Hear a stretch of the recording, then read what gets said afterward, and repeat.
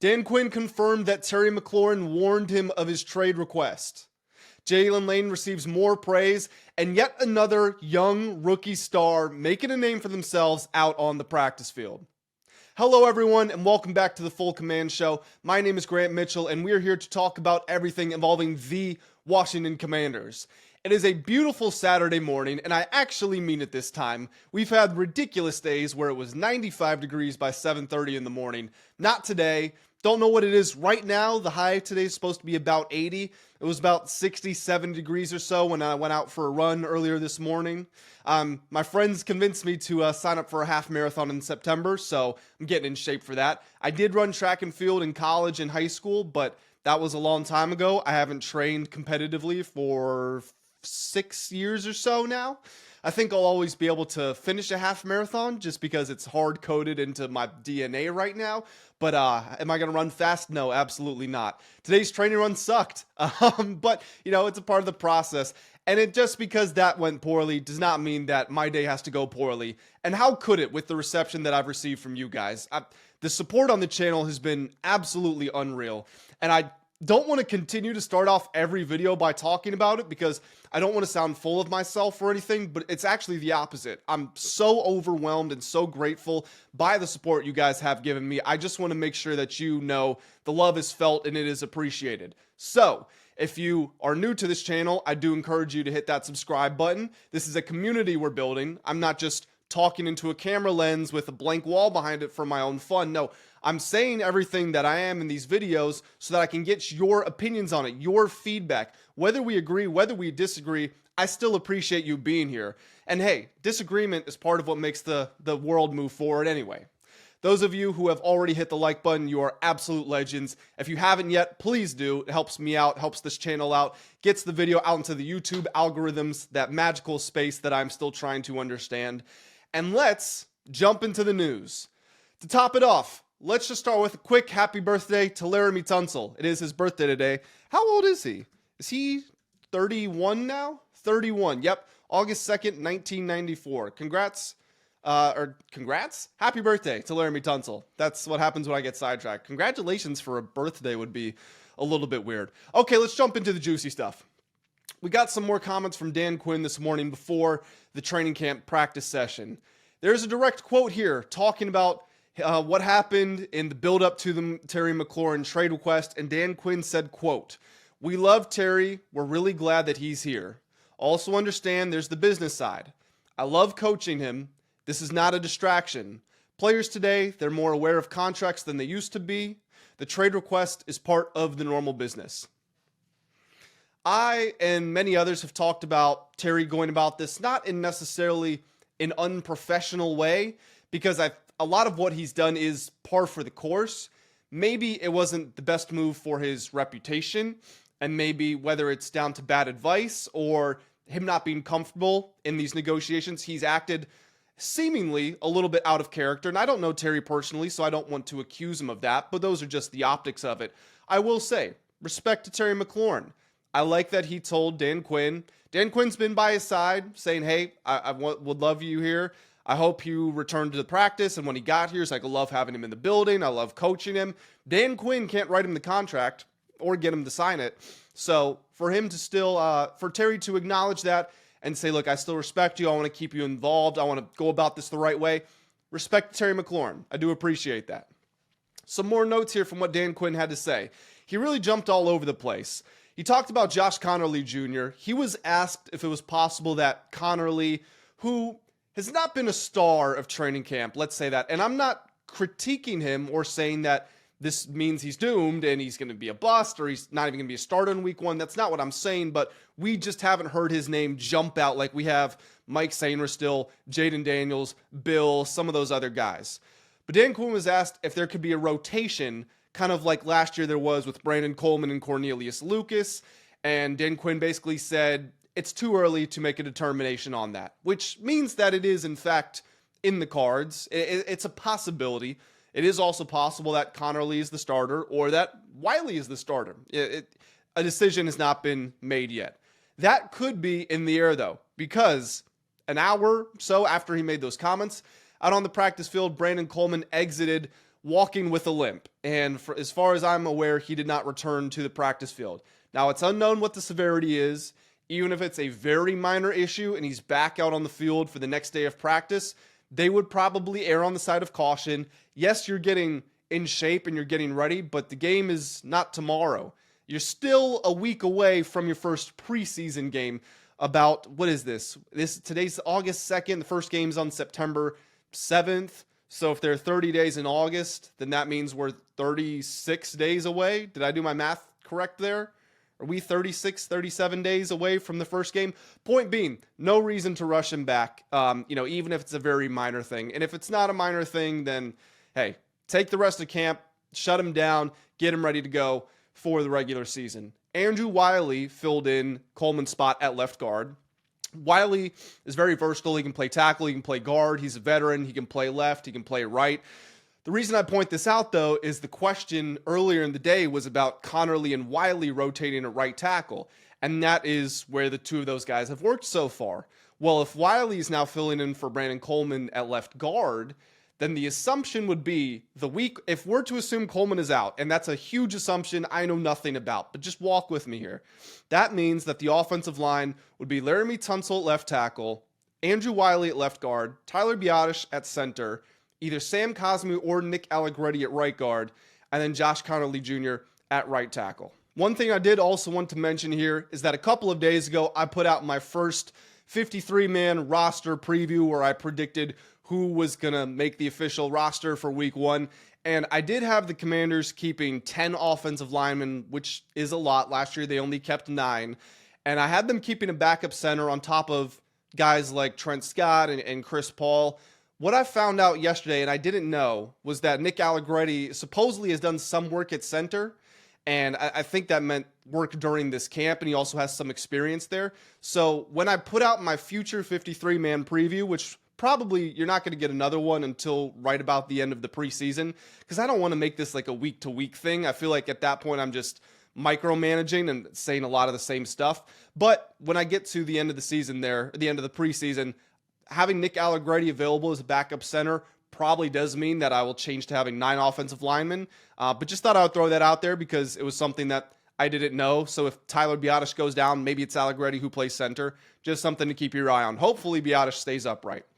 He was pretty good last year. And he's very important to the team.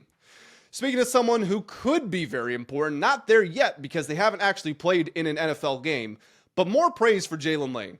He had that terrific catch in the back of the end zone over double coverage, which he did only get 1 foot in. It was a catch in college, not in the NFL, but it was still a great play. Yesterday, he had a 60-yard bomb and then another touchdown, multiple touchdowns on that day. He's been turning some heads. Jayden Daniels said that he's even quieter than me, but I appreciate that about him. He's always ready to learn, always trying to improve.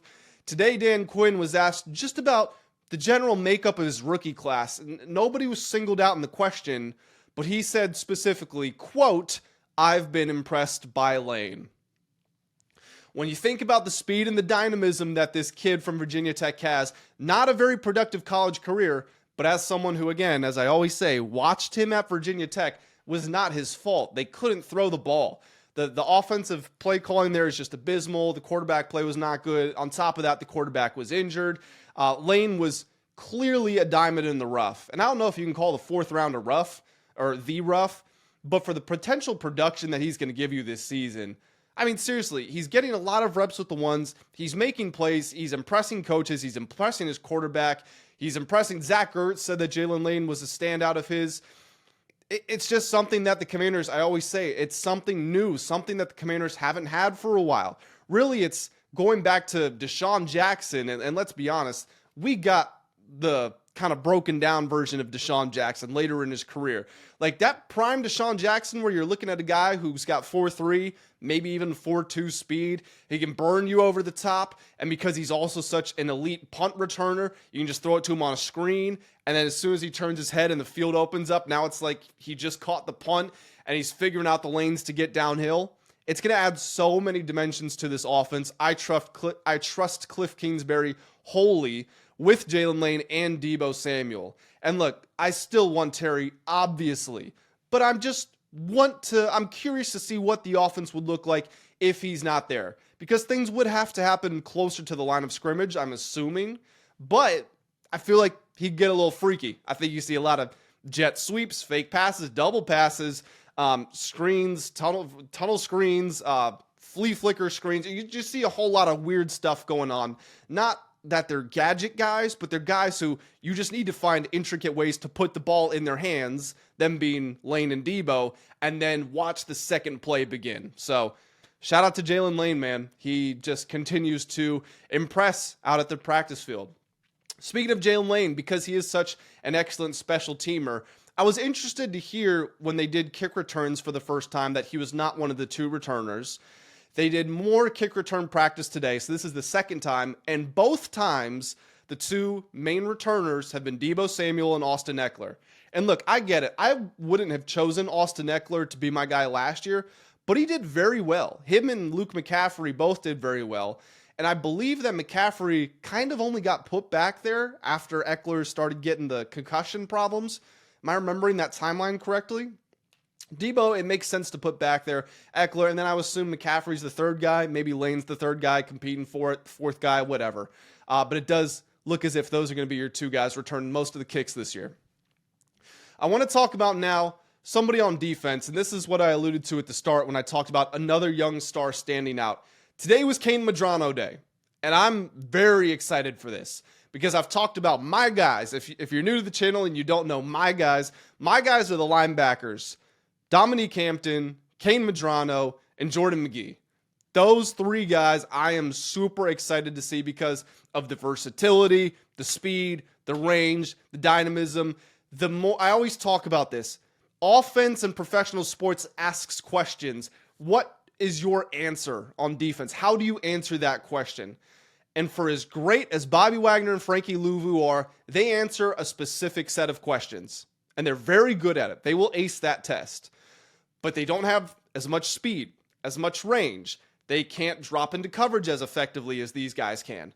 I'm not saying that I want these guys to be the starters this year. I'm not saying I expect them to play 70-80% of snaps. But I just am putting it out there that if they are legitimate contributors to an NFL team and your fastball isn't working, go to the off-speed bitch. Throw Kain Medrano out there. Today out at the practice field, he was getting a lot of reps with the ones. Tyler Owens as well, who's another young guy whose name keeps coming up. Tyler Owens getting a lot of reps with the ones today.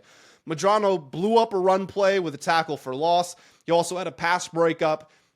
It's a guy who's a converted receiver, so he's going to be able to have the wiggle. He's going to be able to know how to mirror and move with tight ends or running backs, whoever he's matched up on over the middle of the field, even some receivers. The tackling was always a concern. According to Pro Football Focus, he missed like 23% of tackle attempts in his final year at UCLA, which is abysmal, obviously.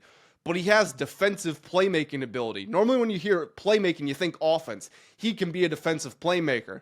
And as I've talked about numerous times, this coaching staff is drafting a lot based on athleticism and said, I can teach you how to tackle. I can teach you how to catch a football. I can teach you a playbook. I can teach you how to sit in zone coverage. But I can't teach you to run a 4-4. I can't teach you to jump 40 inches in your vertical leap. I can't teach you to be 6'3", 240 pounds with a quick burst.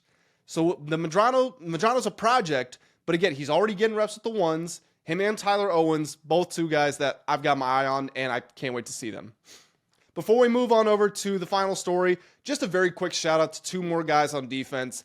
These 2 guys have had excellent training camps by all accounts, yet they're not the players that I think the fans are looking to hear from the most, but I do just want to make sure that they're getting their just due. Noah Igbenogany and Quan Martin supposedly have just been outstanding all camp long. Quan Martin seems like he's really ready to take that leap, maybe contend for a Pro Bowl spot as a safety. I don't know. We'll see.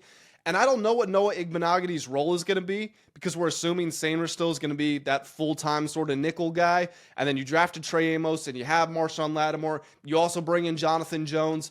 How many snaps really are there available for Noah? I don't know, but he's been really good, really physical. He had some pass breakups today. Quan Martin had a diving interception after a ball got tipped by Ben Sinnott. Just shout out to those 2 guys. But above all else, if Mike Sainristil, we talked about him being the camp standout, the steady presence, the guy that has just been dialed in, on fire every single day, no surprise, Jayden Daniels. The way that people are talking about him, all these reporters are out there, they're like, look, even his incomplete passes are excellent. They're exactly where they need to be. Either the receivers are dropping them, or the defense is making a play on the ball, or it's an interception because there's a miscommunication on a route. Like today, Luke McCaffrey ran the wrong route. Jayden yelled at him. He also threw someone out of practice the other day because I can't remember if it was they didn't run the right route or they didn't get the alignment correct on the line of scrimmage or something. But Jayden said, hey, get out. Go to the sideline. We need someone else to come in for you. And that's real leadership, and I can genuinely appreciate that. But we've seen the physical changes too. It's not just the mental stuff with Jayden. You know, he's looking a lot more swole out there. He's looked like he's done some bicep curls. His accuracy seems to be a lot more dialed. His connection with Zach Ertz still very strong as well. He has targeted him heavily on 3rd and 4th downs and red zone work.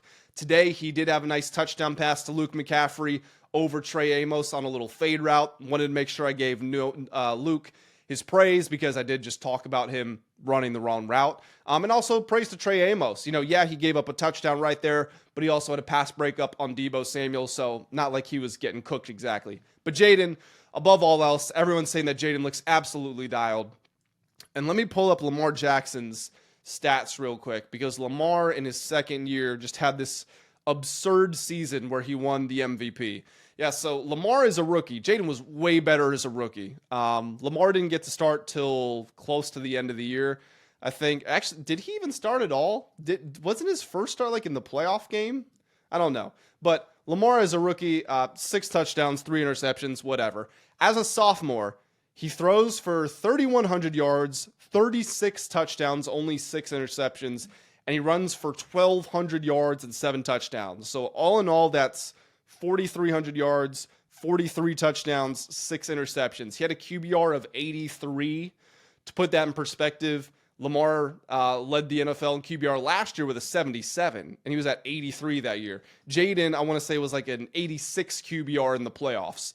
So Lamar played at that standard the entire year. Look, Jayden was way ahead of where Lamar was as a rookie, and we hear the comparisons between the two of them, and they're not the same player, but they do have some similarities in that they can break the game open with the deep pass or with their legs. And so Jayden, just if he continues this development, this could seriously be an MVP season. FanDuel Sportsbook and all the other top sportsbooks, they've got him listed 5th in MVP odds. I believe he's about 7 or 8 to 1 or so, but I mean, that's our guy. That's the guy we get to root for at least the next 10 years. That's the guy we get to root for when we're in the new stadium. That's the guy we get to root for, hopefully, when Terry McLaurin gets signed. But guys, I am going to head on out of here. Please, if you have not already, do hit that like button. Also hit the subscribe button so you never miss out on upcoming videos. I'm posting daily content. A lot of the times you're getting 2 or 3 videos a day. Go to the comment section. Let me know your thoughts on everything I said. And as always, I will catch you in the next one. Have a great day.